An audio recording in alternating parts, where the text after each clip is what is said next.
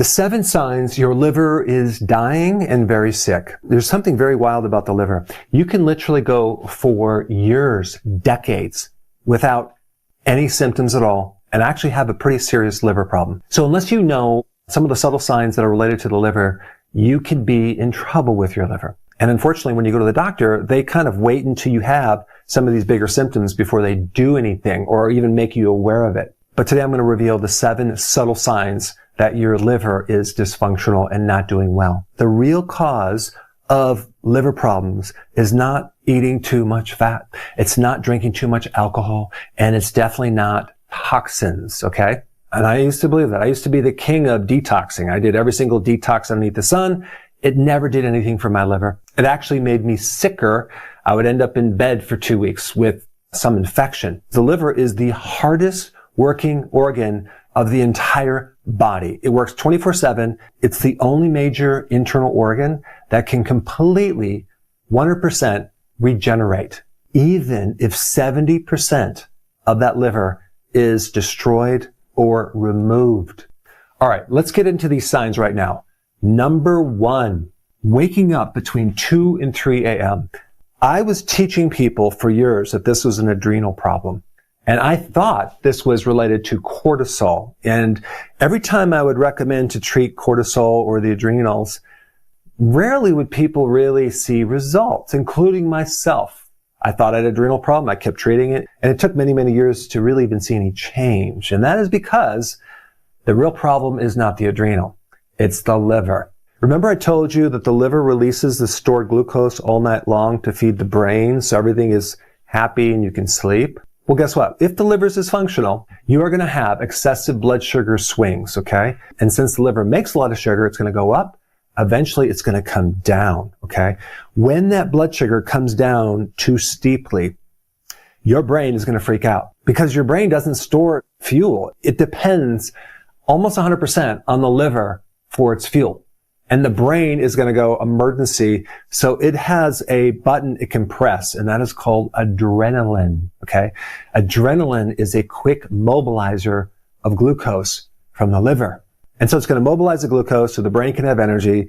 But in the meantime, adrenaline is a stress hormone. It's going to wake you right out of bed between 2 and 3 a.m. You wake up fully awake, way more awake than you are during the day. And like, what's going on? And you're going to think, oh yeah, I need to support my adrenals. No, you don't. You need to fix the liver. Your adrenals are involved because they're producing adrenaline, but they're not dysfunctional, okay? They're just doing what they're supposed to be doing. The real problem is in the liver. And this is why it's so important to correct the real problem. Sign number 2 is right shoulder pain. Right up through here, all up to my neck. Oh my gosh, I didn't know what this was. This is a classic liver problem. Because what happens is when the liver becomes damaged, the bile can't be produced, and the bile then gets really sluggish through these little bile ducts underneath the right rib cage, causing swelling of the liver. There's a nerve that goes from the diaphragm all the way up here. It's called the phrenic, and that kind of swells up, and then it causes shoulder pain. Now, the pancreas on the left side also can overcompensate, and you also have a phrenic nerve on the left. You could also have it on the left side too, but it's mainly on the right side, all because of this one food that I'm going to talk about in just a bit. All right, number 3, bruise easily. Why is that? Because your liver makes clotting factors. And if it can't make clotting factors, you're going to bleed excessively. And you're going to notice that you like just bruise yourself and you're like, what is going on? Well, that's usually a liver problem. The next one, sign number 4, is itching. And I had this too. I had itching on the bottom of my feet. I had itching more at night. What happens with itching is you get this excess amount of bile. And if there's some obstruction of bile, it backs up into the liver, back into the blood, and then it gets into the skin, causing itchiness. I mean, it was driving me insane. I thought I had parasites, right? And I was doing all these cleanses. I wish I would have known back then what I know now. It would have saved me nights of just terrible sleep because the darn itching was just driving me crazy, insane. All right, next sign, number 5, is low tolerance to alcohol. This is another problem that I have. I cannot tolerate more than a 6-pack. No, I'm just being sarcastic. I can't tolerate any alcohol. There was a time I could tolerate alcohol, but I can't. If I just do a little bit of alcohol, I feel disgusted. I feel sick. I feel inflamed. People with liver problems cannot break that down efficiently, so they get more toxicity through the body. And so if a person suddenly can't tolerate alcohol, suspect the liver is in serious shape. Number 6 is the belly starts protruding as the legs get skinnier and skinnier. This usually is an advanced form of liver damage called ascites, where there's fluid that builds up in the abdomen. It's not actually fat. You can actually tap one side of the abdomen and it will ripple on the other side. Sometimes people have to go in to get it drained, and then it comes right back within a week. They have to keep draining it out. But the legs are skinny too because the person is losing muscle. And you also don't have enough amino acids to build muscle in your legs. So a typical example would be the guy on the beach with the Speedo with the huge belly, stick legs. You've seen that person. And they usually are sitting there with a margarita, right? A lot of alcohol. And that's a classic problem with advanced liver issues. Last one, number 7, is your brain gets very irritated because you're not able to break down protein effectively, and you're getting a backup of ammonia. The ammonia cannot be cleared. You can kind of smell it in a person's breath. And even sometimes when you go into a nursing home, when I would work in nursing homes taking x-rays, I would walk through and I'd be like, I just smell ammonia. That is a liver situation. It has a certain distinct smell. But the problem is that goes to the brain and it really affects the cognitive function. The person's personality can change. They get highly irritable, angry easily. They have a short fuse, brain fog. They can't focus. But other than that, they're perfectly fine. And I'm being sarcastic. Okay, now I want to share something with you that's just mind-blowing. Okay. A person has the potential to go from a very severe damaged liver to a normal liver within weeks by just avoiding one food. Okay, you ready for this?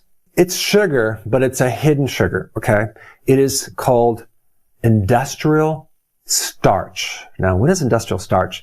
It's all the hidden sugar in all the junk foods, okay? They make it usually from corn starch. So what really exploded in the 70s was the conversion of corn into flour and all these other things. I mean, they can make gasoline, ethanol from corn, right? Well, they can make glucose from corn, synthetic sugar from corn, synthetic starch from corn, and the scaling of fast food to give you these cheap thickeners and fillers, because that's really what it is. It's a filler, okay? And the average person consumes literally 200 pounds of this stuff per year. I mean, just check this out. Maltodextrin on the glycemic index is way above sugar, okay? Sugar is like 75. Then you have glucose, which is 100. But maltodextrin goes between 140 to 180. And it's not even classified as a sugar. And this is why people who've never even had one drop of alcohol on their lips can develop a fatty liver or even advanced cirrhosis. It's coming from something else. All right, so now let's show you how to fix it. Number 1, stop snacking, especially on carbohydrate snacks. If you go in the grocery store, there's entire aisles of these snacks. We have sugar, starch, and also just eating too many frequent foods will increase insulin. So every time you eat, you spike insulin.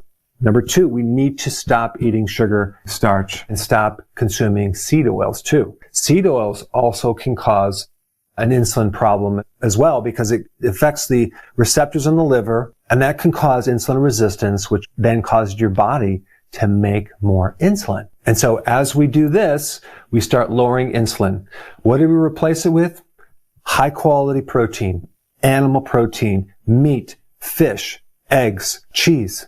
Vegetables have phytonutrients. They have potassium, folate, vitamin C. A lot of people do better with fermented vegetables and cruciferous vegetables. A really good salad that I consume is arugula as my lettuce green. Sometimes I'll do romaine and sometimes a spring mix, but arugula takes it to the next level because that'll increase nitric oxide, good for the heart, but it's also a little bitter and it's good for your liver. Radish is really good for your liver. Dandelion greens, Swiss chard, kale, good for the liver. Now, the other thing that's interesting, number 4, is you ever notice when you don't sleep, you feel hungry or you want to snack more because you're increasing cortisol?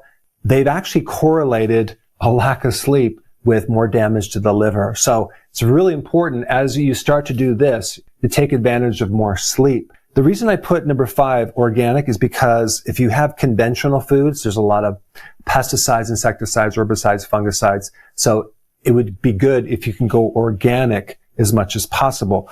I've already mentioned cruciferous vegetables, and now I just want to mention this thing called tadka. What is tadka? It's bear bile. The bile salts from a bear. Well, there's a time years ago where they were killing a lot of bears to get the bile because it was such an amazing remedy, but then they found a way to do it synthetically, which seems to have very similar benefits. And I've seen mind-blowing results when someone takes tadka with a liver problem.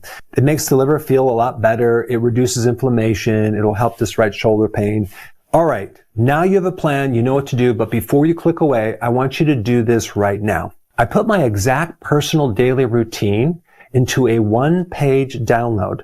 The exact routine that makes me feel like I'm 18 years old, despite being 60 years old, into one downloadable, printable piece of paper as a checklist that you can print out and put on your refrigerator that will give you a summary of all these successful lifestyle actions that I personally do. And after you do that, I have an amazing video, not just on the liver, but on the entire digestive system that I highly recommend you watch right now. I put that up right here. Check it out.